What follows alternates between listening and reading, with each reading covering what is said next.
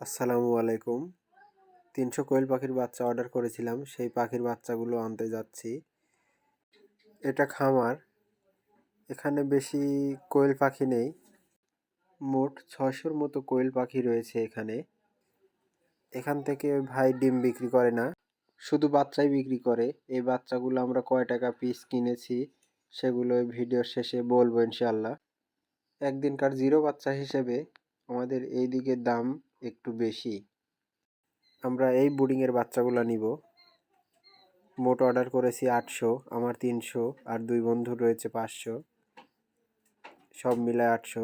ভাই গুনে গুনে বাচ্চাগুলা দিচ্ছে।